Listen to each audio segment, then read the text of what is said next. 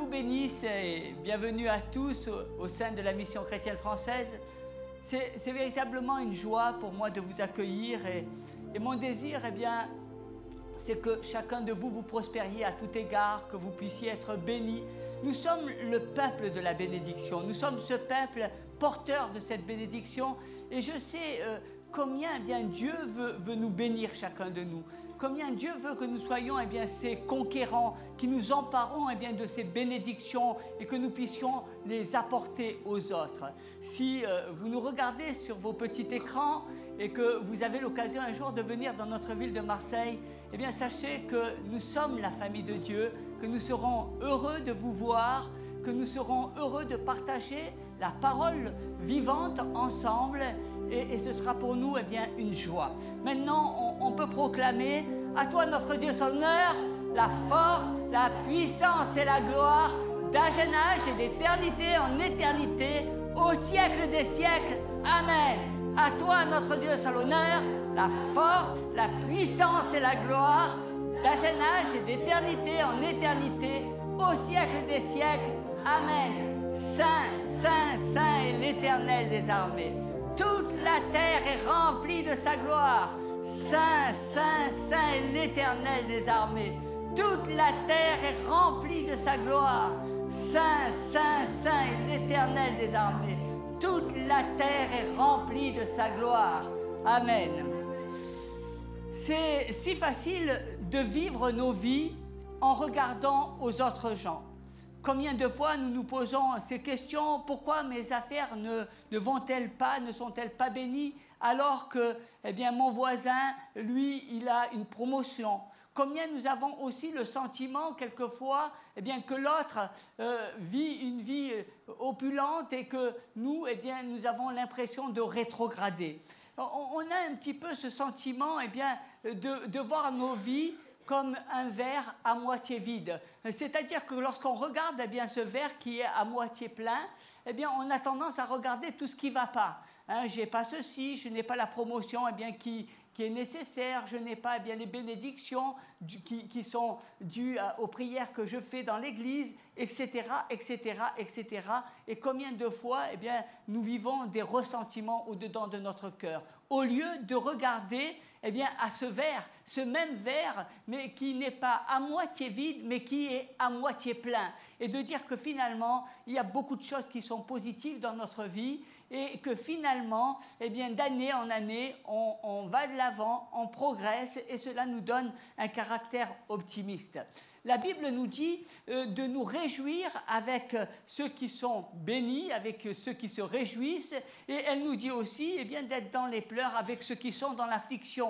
Vous voyez, la parole de Dieu nous dit d'être une même âme, un même cœur. Elle ne nous dit pas de nous comparer sans cesse aux uns et aux autres et de vivre dans la rivalité, dans les interrogations. Jésus a dit à Pierre dans l'évangile de Jean, au chapitre 21 et le verset 21, « Que t'importe ce qui se passe ? Toi, suis-moi. » Je crois que c'est à cela que nous sommes appelés, à suivre Jésus et pas à regarder toujours aux autres et pas toujours à faire des comparaisons sur ce que telle ou telle personne vit et ce que moi je n'ai pas reçu. Que t'importe, suis-moi. Tu n'as pas à te comparer avec les autres. Je vais vous parler aujourd'hui de ce pouvoir négatif qu'est la comparaison. Quand nous vivons nos vies en comparaison, nous rapportons tout à nous-mêmes. Toujours comparer, c'est-à-dire que je compare à moi, je compare les autres et je compare ma vie. Qu'est-ce qui est arrivé dans la vie de quelqu'un d'autre et qu'est-ce qui arrive dans ma vie? C'est une comparaison et finalement, ça me donne je dirais de vivre avec des ressentiments, de vivre dans des prisons. Et combien de fois on a ce sentiment lorsqu'on voit quelqu'un qui loue, qui adore le Seigneur et qui a les bras levés. Alors on se dit, tu vois, regarde cette personne comme elle adore bien Dieu. Regarde-la, chaque fois qu'elle adore le Seigneur, on sent la présence, on sent l'onction de Dieu. Mais tu vois, quand moi je chante, c'est pas la même chose. On a toujours tendance à regarder l'autre et finalement, en regardant l'autre bien meilleur, eh bien, on a tendance à se diminuer et finalement, Dieu, eh bien, ce qu'il a mis dans cette personne, au travers de la louange dans son cœur, il peut le mettre aussi dans ton cœur. Et Dieu ne te dit pas de regarder à l'autre, mais il te dit, eh bien, exploite les dons que Dieu a mis en toi afin que tu puisses les faire progresser. C'est à cela que nous sommes appelés.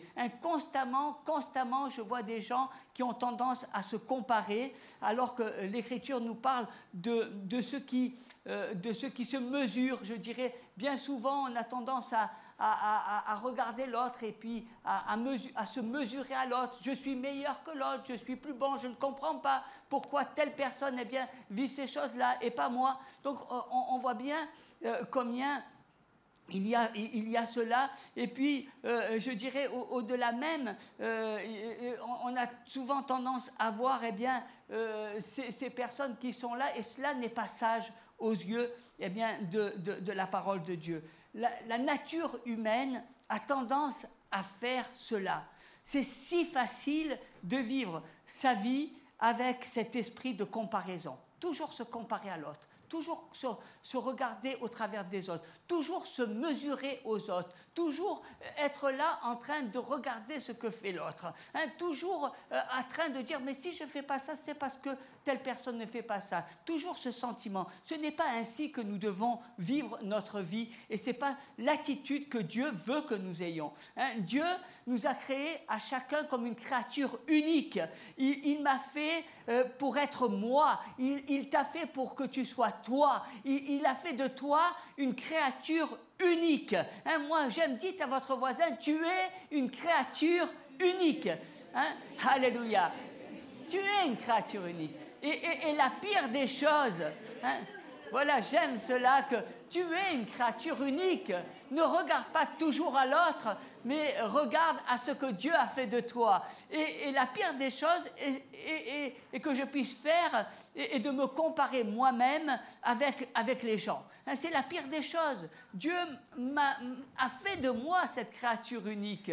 Il a déversé dans mon cœur eh bien, des choses formidables. Et je dois développer le potentiel et les dons qui sont en moi afin de rentrer dans le plan de Dieu et afin de vivre cette victoire. Il y a toujours quelqu'un qui sera meilleur que toi dans la vie. Il y aura toujours quelqu'un qui sera plus beau. Il y aura toujours quelqu'un eh bien, qui sera là pour te montrer que tu n'es pas eh bien, à cette échelle. Mais cela, finalement, qu'est-ce que ça t'amène? Lorsque tu te compares à quelqu'un d'autre, eh bien, ça t'amène à vivre des frustrations, ça t'amène à vivre un sentiment de séparation, ça t'amène à juger, ça t'amène à avoir des opinions, ça t'amène à ne pas accepter les autres comme ils sont. Ça t'amène finalement à juger les autres parce qu'ils sont différents de toi, parce que tu vas ne pas comprendre eh bien, leur vie, leur façon d'être. Vous voyez combien nous sommes bien souvent là à regarder les autres au lieu de les accepter. Dieu nous a acceptés tels que nous sommes, pas pour que nous soyons toujours les mêmes, parce que Dieu a le désir de nous transformer. Mais il n'en demeure pas moins qu'il veut que nous soyons épanouis. Il accepte le potentiel qui est en nous afin de l'amener à son épanouissement.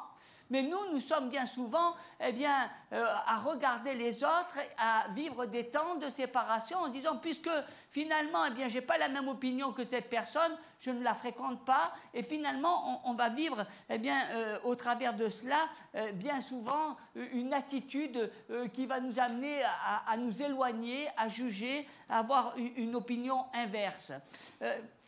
Jésus a dit à Pierre, que t'importe, suis-moi. Que t'importe ce qu'il fait, que t'importe ce que les êtres sont, que t'importe, toi, suis-moi.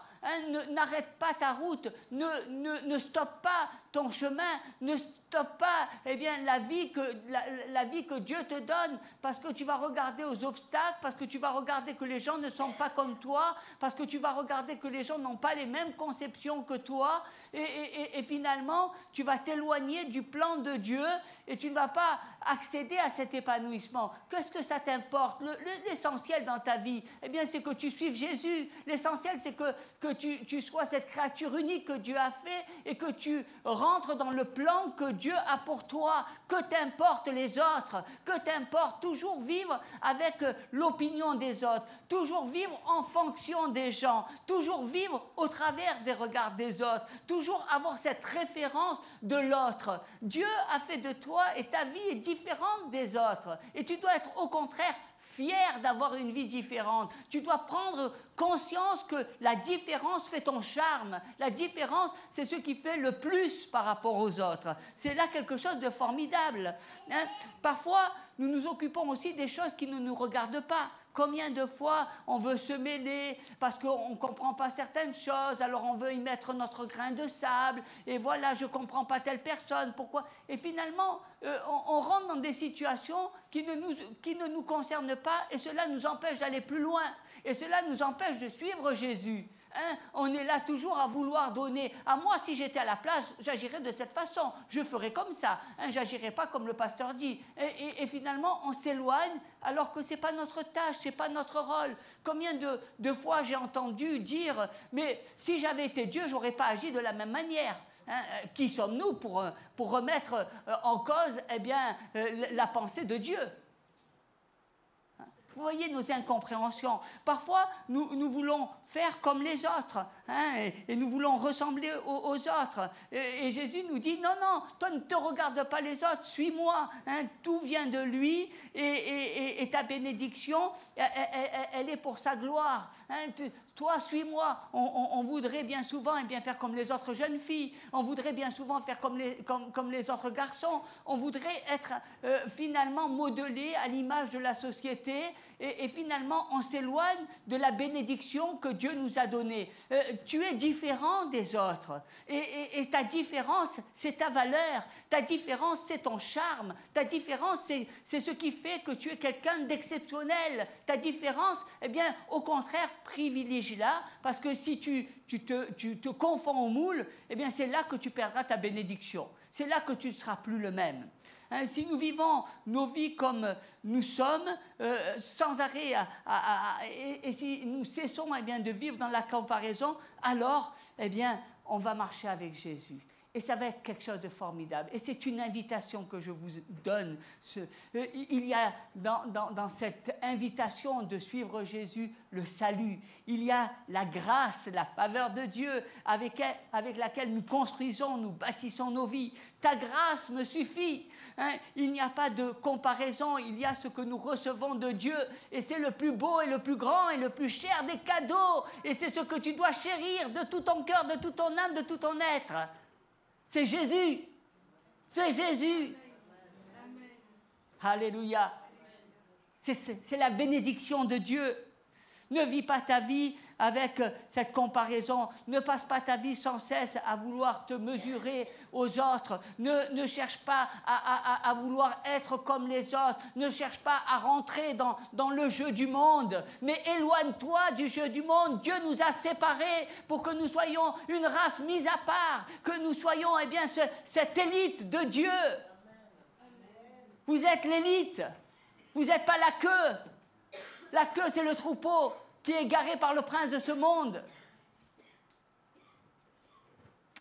Nous commençons sans cesse, lorsque nous vivons dans la comparaison, à nous condamner, à regarder, mais moi je ne suis pas comme les autres, moi je n'y arrive pas. Nous cessons de construire nos vies, alors que Dieu nous invite à le remercier, Seigneur, je te remercie de m'avoir choisi. Je remercie, Seigneur, pour ce que tu m'as donné de construire cette église. Je te remercie, Seigneur, pour ce que tu me donnes de faire dans ton royaume. C'est à cela que nous sommes appelés, à vivre cette cette vie du royaume, à être ces lumières dans le monde, à être ces flambeaux qui triomphent. Et moi, je bénis le Seigneur parce que nous avons un Dieu triomphant, un Dieu tout-puissant, un Dieu qui, malgré les temps, malgré les siècles, a survécu. Et je sais que bientôt dans ce pays, un peuple nombreux se lèvera pour proclamer la gloire de Jésus.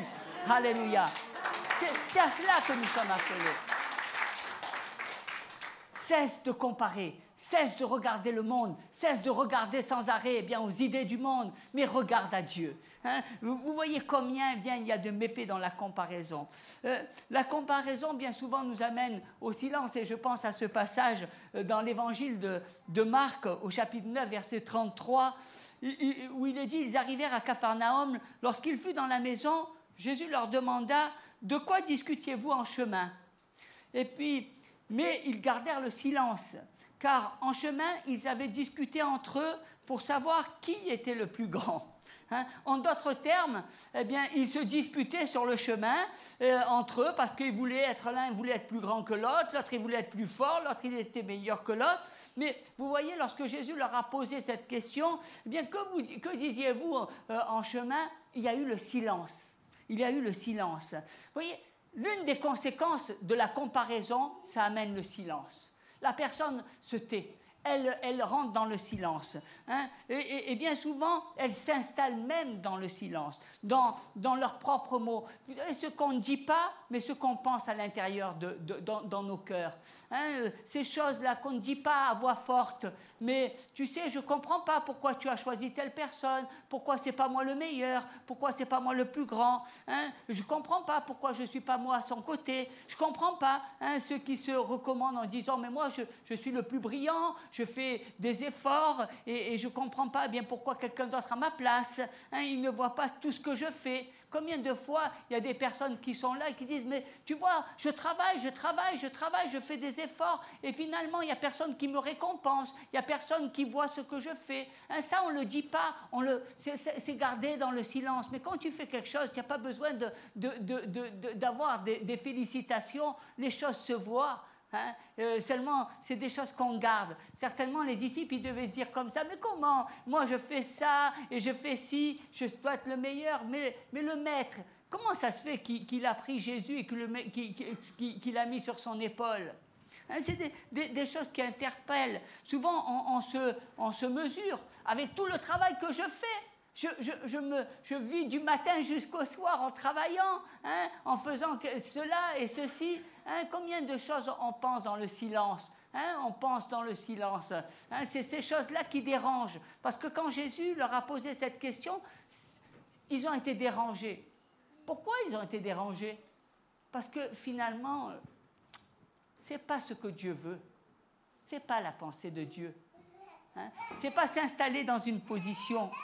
Combien de fois on a tendance à se comparer avec les autres? Je ne comprends pas pourquoi telle personne reçoit cette bénédiction, pourquoi cette personne a telle faveur, alors que moi, je fais tout pour avoir la faveur et je ne vis pas les mêmes choses. Alors, combien de fois on se compare? Combien de fois tu as pensé que tu étais moins bien que les autres? Combien de fois tu as pensé que tu n'as pas compris pourquoi le choix s'est effectué sur d'autres personnes et pas sur toi? Combien cela t'a mis et t'a amené dans le silence? Ce n'est pas à propos de ce qu'ils disent, c'est à propos de ce qu'ils vivent à l'intérieur d'eux. Ne pensez pas que Dieu regarde pas au cœur. Jésus sonde les cœurs. Ce que tu gardes dans ton cœur, Dieu le voit. Ce que tu gardes dans le silence, Dieu l'entend. Ce que tu ne veux pas dire à Jésus, Jésus le voit. Ils sont silencieux parce qu'ils se comparent toujours, parce qu'ils se comparent aux autres, parce qu'ils regardent toujours les autres, parce que c'est toujours en fonction des autres.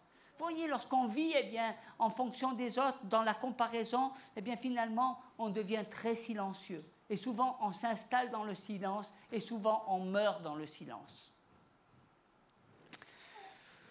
Et ça, c'est quelque chose. On ne peut pas, souvent dans le silence, ça amène l'amertume, parce qu'on ne peut pas avoir cette relation d'intimité. On ne peut pas avoir cette relation de franchise. On ne peut pas parler cœur à cœur. Quand tu as quelque chose à dire à quelqu'un, eh bien tu lui dis. Si ces disciples avaient dit à Jésus, ben, tu sais, on en a parlé parce que finalement on ne comprend pas ton choix, ça les aurait soulagés. Ça leur aurait fait du bien. Ils n'auraient pas pris des chaînes dans leur cœur. Ils auraient pris part à la grâce de Dieu. Parce qu'une faute, eh bien, annoncée, c'est une faute pardonnée. Mais une faute qu'on garde au-dedans, eh bien, c'est une prison qui nous attache, c'est un pieu qui nous empêche de voir la grâce de Dieu. Et c'est bien souvent, eh bien, le cas. Alors, je le mérite plus qu'eux. Ils sont à la place où normalement, eh bien, c'est moi qui devrais être à cette place. Ils ont ceci, pourquoi je ne l'ai pas? C'est toutes des questions et des interrogations que nous avons, chacun de nous, lorsque nous sommes dans la comparaison. Cela engendre l'incapacité d'avoir la grâce, cela nous éloigne de la grâce de Dieu. C'est parce qu'ils sont sous le silence, ils se recommandent, eh bien, eux-mêmes. Finalement, ils cherchent, eh bien, des excuses, des raisons, etc. C'est toujours en fonction de soi-même. Le silence, c'est se mesurer soi-même. Quand nous nous mesurons, nous jugeons les autres. Les gens sont dans le silence, mais à l'intérieur, ils sont toujours en train de penser quelque chose. Vous n'avez pas remarqué que quand des fois vous parlez à quelqu'un, vous êtes là, tu as vu les cheveux de la sœur, oh, ils sont bien brillants, ils sont beaucoup plus brillants que les miens. Oh, tu as vu, elle a de beaux yeux, hein, pétard, qu'est-ce que, hein, moi j'ai pas des yeux comme elle. Hein, et on a tout le temps tendance à se comparer, tout le temps. Hein. La personne parle toujours, tu m'intéresses, et dans la tête, on garde le silence et on pense. Et on pense d'autres choses. Et on réfléchit sur d'autres choses. La comparaison. Cela entraîne bien souvent eh bien, de l'insécurité, des peurs. Et en fait, ça nous empêche eh bien, de grandir, de prendre part à la grâce. Hein? Combien de fois eh bien, on voit ces choses-là? Seigneur, donne-moi eh bien, un renouveau, bénis-moi. Et puis, lorsqu'on est là et qu'on voit une sœur qu'on n'aime pas et qui a reçu une bénédiction, eh bien, combien de fois on est là meurtri en se disant, mais Seigneur, moi qui viens tous les jours à l'église, je prie, tu ne me bénis pas. Pourquoi cette sœur, eh bien, tu la bénis? Elle ne mérite pas être bénie. Combien de fois nous sommes là à nous comparer aux autres? La comparaison, ce n'est pas quelque chose de bon. Je dirais que c'est même une racine, et une racine qui est diabolique. Dans le premier livre de Timothée, au chapitre 4, au chapitre 6, verset 2, il nous est dit « L'amour de l'argent est une racine de tous les maux. Et quelques-uns, en étant possédés, se sont égarés loin de la foi.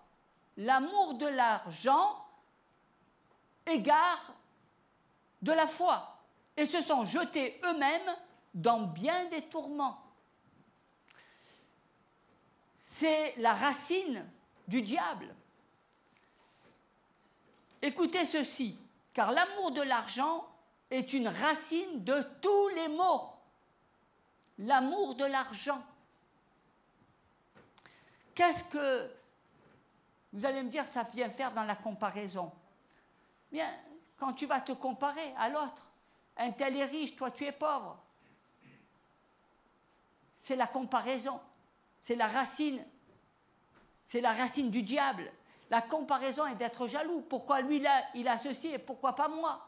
Pourquoi lui, eh bien, il a une belle voiture et pas moi? Pourquoi lui, il a une belle maison et pas moi? La racine du diable. Certains disent, il a beaucoup d'argent, mais finalement, cet argent, eh bien, ce n'est pas Dieu qui lui a donné. Vous voyez combien on détruit, on est des détracteurs. Il y en a d'autres qui disent, ils n'ont pas d'argent, mais ils veulent faire comme si ils avaient beaucoup d'argent. Ils veulent vivre au-dessus de leurs moyens. Ils veulent montrer à celui qui a de l'argent qu'ils peuvent faire pareil. Mais Dieu, eh bien, nous dit tout simplement que c'est de l'orgueil. Chacun doit vivre à son niveau et ne pas essayer de vouloir prendre le niveau de l'autre. C'est un péché d'orgueil. Les autres personnes ont une fortune, ils sont bénis, et pourquoi pas moi? Vous voyez combien l'argent a une séduction. L'argent, eh bien, nous amène même à vendre notre foi. Ça les a égarés de la foi. Quand tu fais quelque chose, il faut le faire. Il faut garder le cap. Combien de fois j'ai vu des groupes de musique avoir du succès. Et simplement, lorsqu'ils ont eu du succès, ils se sont éloignés parce qu'ils ont été séduits par la pensée du monde, par la gloire des hommes. Et ils ont perdu leur bénédiction. Quand tu fais quelque chose, garde la chose. Garde ce que Dieu t'a mis dans ton cœur.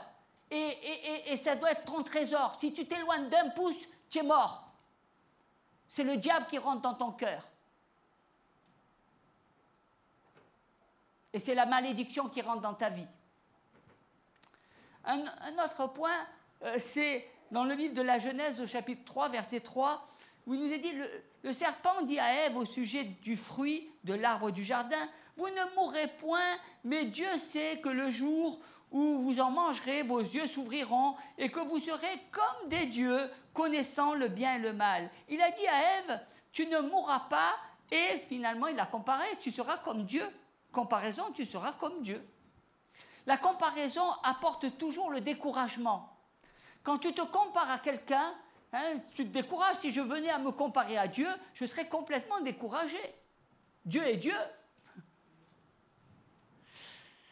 Quoi que tu fasses, il y a toujours quelqu'un qui est meilleur que toi. La comparaison t'apporte le découragement parce que tu vas être livré à toi-même.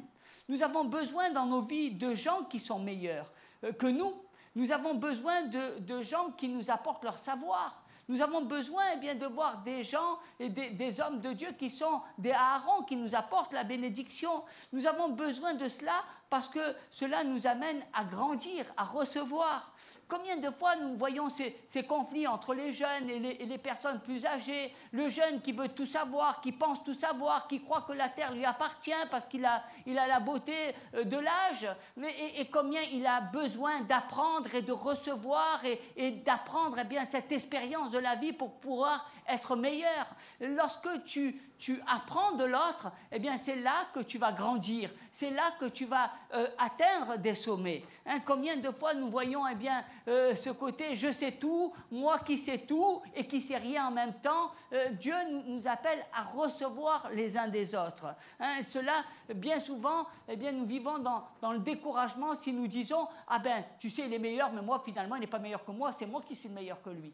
Sache reconnaître en l'autre qu'il est meilleur que toi et tu apprendras de lui et tu grandiras comme lui. La comparaison souvent nous amène à l'insatisfaction. Finalement, beaucoup de gens, c'est l'histoire du verre vide et du verre plein. Ils sont toujours en train de voir ce qui ne va pas. Ils sont insatisfaits de la vie. Mais à quoi nous appelle le Seigneur ? Finalement, le Seigneur, en tant qu'enfant de Dieu, nous appelle à être satisfaits. Je suis un enfant de Dieu, je suis béni, j'ai le salut, je suis satisfait de la vie que je mène, je suis satisfait de la bénédiction que Dieu m'accorde, je suis satisfait, je ne vis pas dans l'insatisfaction. Alléluia.